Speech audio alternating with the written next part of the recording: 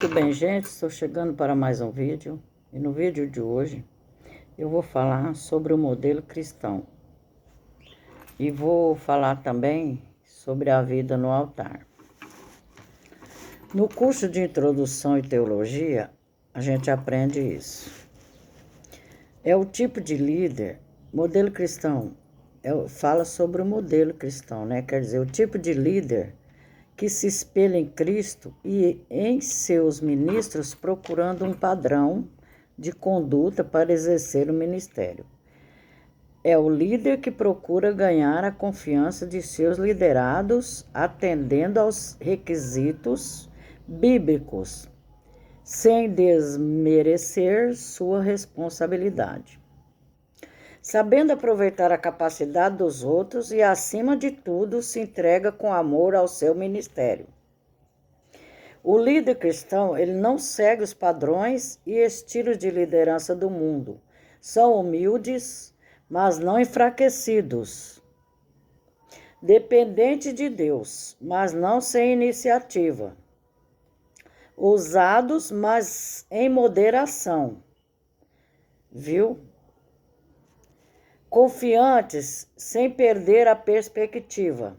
Se precaver de seus liderados, mas sem perder a confiança neles. Enfim, não se baseia em suas experiências de liderança, mas tem a direção do Senhor. Então, pessoal, já dá um like aí, se inscreve no meu canal e ativa o sininho para os próximos vídeos. Preocupações iniciais do líder cristão para exercer uma boa liderança, o obreiro deve pensar e preparar o terreno para que seu empreendimento se frutifique. Porque às vezes a pessoa abre um vídeo para saber sobre liderança, como que funciona. Então eu estou fazendo esse vídeo para aquelas pessoas que quando quiser saber alguma coisa, eles entram e vão descobrir aqui o que eu estou falando referente a líder. Então, e prepara o terreno, o obreiro deve pensar e preparar o terreno para que o líder não se envolva nos negócios dessa vida, porque seu objetivo é satisfazer aquele que o arregimentou. Não se deve entender, obviamente, que os negócios dessa vida são nossas obrigações como cidadão. Então, podemos aplicar esse versículo ao embaraço que certas armadilhas nos causam. As diversas provações podem vir de 4 fontes diferentes. E identificar a origem delas é de suma importância para a resolução e, posteriormente, prevenção dos problemas. São estas as fontes. Esse vídeo é para aquelas pessoas que estão começando a ser líder da igreja e que estão precisando saber disso, pessoal.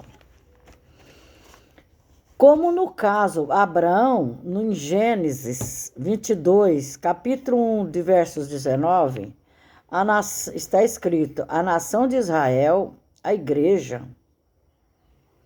E tantos outros exemplos, o próprio Deus criou situações para que seu servo fosse provado e, a partir daí, aprovado por ele.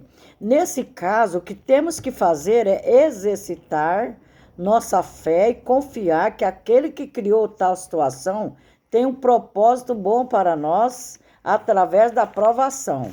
Quer dizer, cada prova que você passa, você continua com fé. E tem que continuar com fé, porque senão desmorona tudo, gente. Em qualquer ocasião, o diabo vai tentar manifestar o que lhe é mais característico, o ódio contra a criação de Deus. Caso percebamos a ação maligna, devemos recorrer ao conselho de Paulo aos Efésios. Revestivos de toda a armadura de Deus, para poderes ficar firmes contra as ciladas do diabo. Sabendo, porém, que a ação do inimigo só pode chegar até onde o Senhor permitir. Está em Jó, capítulo 1, 6, 12. O homem é um caso semelhante ao do diabo, onde as pessoas podem manifestar seu egoísmo, cobiça, maledicência, coisas típicas do coração humano. Está em Mateus 15, capítulo 10, versos 20. Também nesse caso, os limites da ação do homem são determinados pelo Senhor. Existe também uma luta contra nós mesmos, ou seja, contra a natureza carnal que ainda habita em nós e milita contra o espírito regenerado que Deus nos deu. Nesse caso, nos cabe dominar nossas paixões e submeter nossa vontade carnal ao propósito do espírito que habita em nós. Cientes dessas armadilhas que podem ser colocadas em nosso caminho, às vezes com bons e às vezes com maus propósitos, devemos de antemão pensar em certas coisas, como por exemplo, pensar antes nos problemas. Não devemos esperar uma situação de perigo, tentação, falta de provisões, confusão, perseguição, traição e coisas do gênero. Para pensarmos numa solução, o correto é que meditemos constantemente como sair de uma possível situação. Se estivermos preparados com antecedência, saberemos como agir. Se formos apanhados de surpresa, podemos fraquejar. Então, pessoal, tá aí a palavra, né? Eu estou explicando porque quem tiver dúvida é só entrar nesse vídeo, já vai saber sobre essa situação, né? A gente pode fraquejar, né? Porque o ser humano é frágil, né? A gente perde a fé, tá lá em cima, de repente desequilibra e desce. Então, é uma coisa que tem que se pegar com Deus e fé 24 horas, porque senão não existe. E se você der acesso, aí o inimigo entra. Então, você tem que, né? Resistir ao diabo e ele afastará de vós. Vamos planejar. Algumas pessoas acreditam que não devem planejar nada para o futuro, por causa da interpretação errônea de alguns versículos. Porém, o que a Bíblia condena é a presunção de contar com a própria força para traçar seus caminhos, sem considerar o propósito de Deus. Quer dizer, você luta, acha que é só com as suas mãos. Não, mas você tem que pedir a força para Deus. Porque senão você vai no meio do caminho e você vai fraquejar. Ao contrário disso, o Senhor Jesus nos exorta a planejar nossos passos. Pois e assim poderemos compreender melhor a vontade do Senhor, como pôr em prática essa vontade e ter fé quando as provações chegarem. Não criar situações de embaraço. O mundo dá muitas voltas, a mentira tem perna curta e Jesus prometeu que para nosso próprio bem não deixaria as coisas encobertas, mesmo que sejamos envergonhados por isso. Portanto, devemos evitar situações que mais tarde tenhamos vergonha de explicar, seja na vida amorosa, familiar, financeira e social. O bom obreiro sabe tirar proveito das diversas oportunidades que aparecem. É otimista, tem visão, consegue ver a bênção onde ninguém mais vê. Sabe aproveitar o tempo e consegue produzir mais com menos esforço. Ou seja, está sempre de acordo com a situação, não gasta mais do que deve, mas está sempre ajustado ao ambiente que se encontra. Está sempre ali, ajustado ao ambiente que ele se encontra. Negativos, não delega poder, talvez por medo de perder a autoridade ou por não confiar nos liderandos ou talvez por não saber como fazer. Não credenciamento junto à igreja. Muitos obreiros procuram desenvolver seu ministério sem saber vinculado a qualquer igreja, mas isto não é certo, pois o obreiro não realiza trabalho para si, mas para os irmãos que estão sobre o pastorado das igrejas. Essa prática descaracteriza o obreiro, além de contrariar o exemplo bíblico. Julgamento temerário. Alguns líderes não sabem se colocar na pele de seus liderandos e emitem julgamentos que não levam em consideração o ser humano, suas necessidades, suas fraquezas e o cuidado de Deus para com suas ovelhas. O obreiro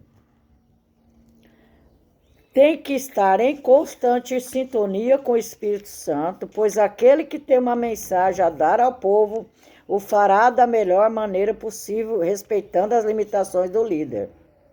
E preparar as mensagens com antecedência é uma boa maneira de superar essas limitações. Os papéis de cada um dentro de um grupo. O papel de cada um dentro de um grupo. A psicologia tem estudado o comportamento das pessoas quando se encontram dentro de algum grupo e muitas descobertas têm sido feitas e que podem ajudar o líder na hora de conhecer seus liderandos. A ideia é que, dentro de um grupo, cada um assume um papel diferente, de maneira inconsciente. E esses papéis são importantes para a dinâmica de um grupo. Sem esses papéis, não há grupo. E várias pessoas podem assumir os mesmos papéis. Porém, a maioria deles estará presente. Alguns exemplos desses papéis são bode expiatório. Nesse caso, toda a maldade do grupo fica depositada em um indivíduo que, se tiver uma tendência prévia, servirá como depositário, até vir a ser expulso, o que, aliás, é comum. Nesses casos, o grupo sairá em busca de um novo bode. Decorre daí a enorme importância de que o líder do grupo reconheça e saiba manejar tais situações. Outras vezes, o grupo modela um bode expiatório sobre a forma de um bobo da corte, que diverte a todos e que, por isso mesmo, ao contrário de uma expulsão, o grupo faz questão de conservá-lo.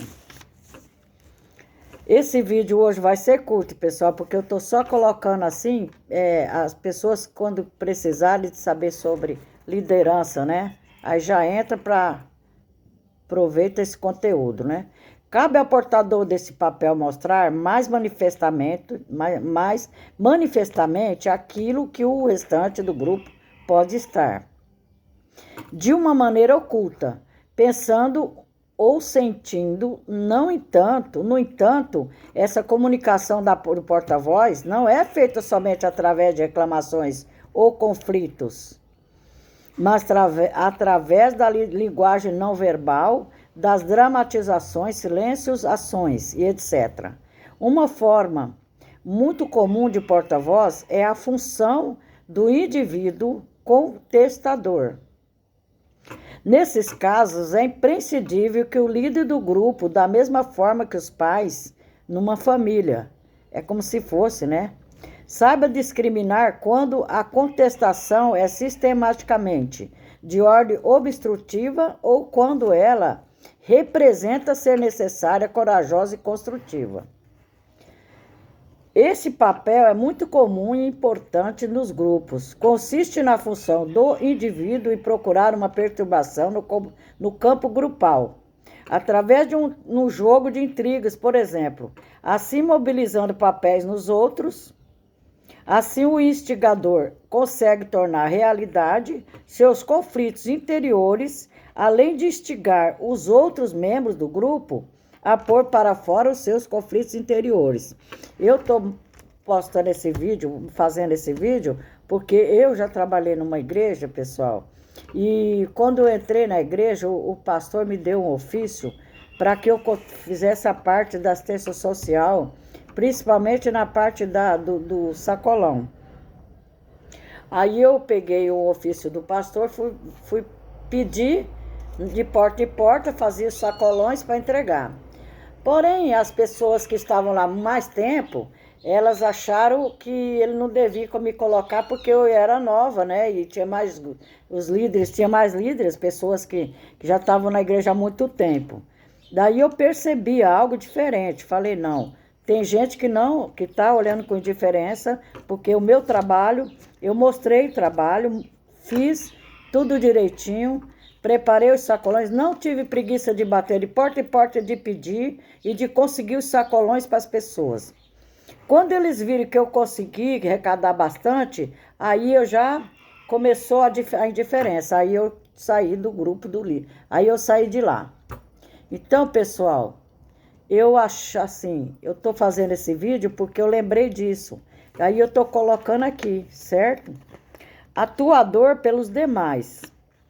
É uma modalidade de papel que consiste no fato de a totalidade do grupo delegar a um determinado indivíduo a função de executar aquilo que lhe é proibido, como, por exemplo, hábitos extravagantes, conflitos com o líder ou coordenador, etc. Em tais casos, o restante do grupo costuma emitir dupla mensagem, critica as atitudes desse membro e, ao mesmo tempo, dão um disfarçado estímulo, mostram um gozo prazeroso a uma admiração por este membro, pois, no fundo, ele faz o que os outros gostariam de estar fazendo. É aí que eu contei para vocês que aconteceu comigo, né? Conforme este nome indica, o indivíduo que desempenha o papel de sabotador, através de inúmeros recursos, procura colocar empecilhos para minar o êxito da tarefa grupal. Em geral, o papel é assumido pelo indivíduo que seja portador de uma excessiva inveja e egoísmo. Geralmente gosta muito de aparecer, não aceita ser subordinado e gosta de ser exaltado. Também nos pequenos grupos, uma igreja, por exemplo, é muito comum que alguém assuma o papel de zelar pela manutenção da moral e dos bons costumes. Um exagero nesse papel constitui a tal conhecida figura do patrulheiro ideológico, que obstrui qualquer movimento no sentido de uma criatividade inovadora. Há um sério risco, nada incomum, de que o papel venha a ser assumido pelo próprio líder do grupo. O papel de líder surge em dois planos. Um é o que naturalmente foi designado ao líder ou obreiro. O outro é o que surge espontaneamente entre os membros do grupo. Neste caso, a liderança adquire cores muito diferenciadas, desde os líderes construtivos, que exercem importante papel de integradores e que ajudam na unidade do grupo, até os líderes negativos, nos quais prevalece uma excessiva necessidade de mandar e controlar as pessoas. Então, pessoal, é isso, tá? Por hoje eu já mandei a mensagem aqui, mas eu vou falar um pouquinho também da mensagem do... Eu vou falar um pouquinho sobre a vida no altar, né? Então, você não será uma ameaça para o inferno pelo simples fato de frequentar uma igreja ou pelo fato de ter um título. Não importa qual é o nosso título, não importa qual é o nosso cargo, não importa qual é a nossa igreja. Muitas são as pessoas que estão nas igrejas, mas longe de Deus.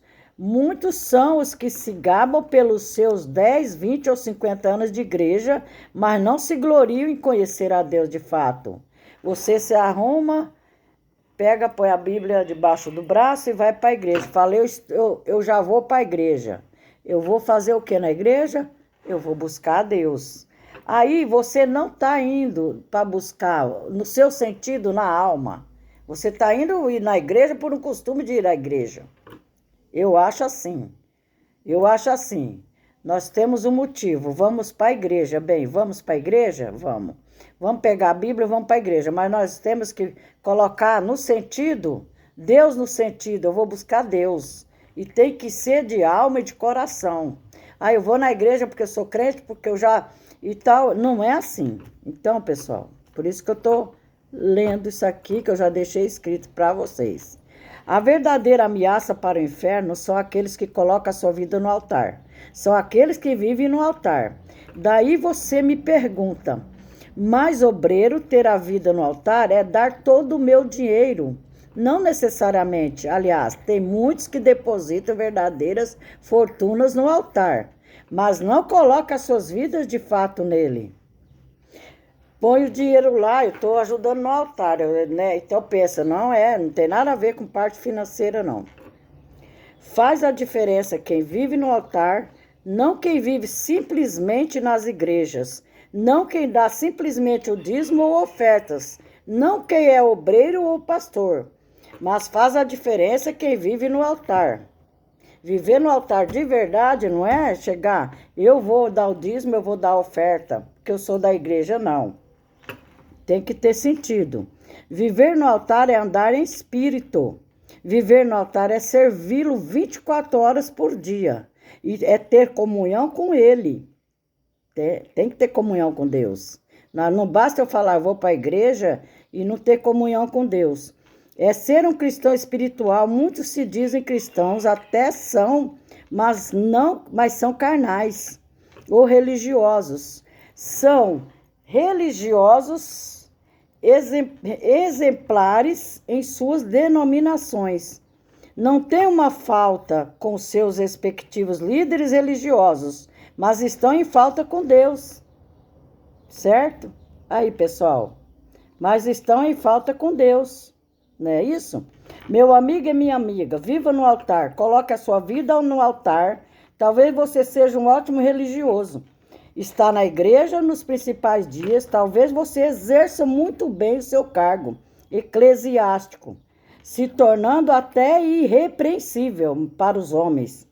Mas, ao colocar os seus pés para fora da igreja, a sua vida com Deus é irrisória, quando não nula.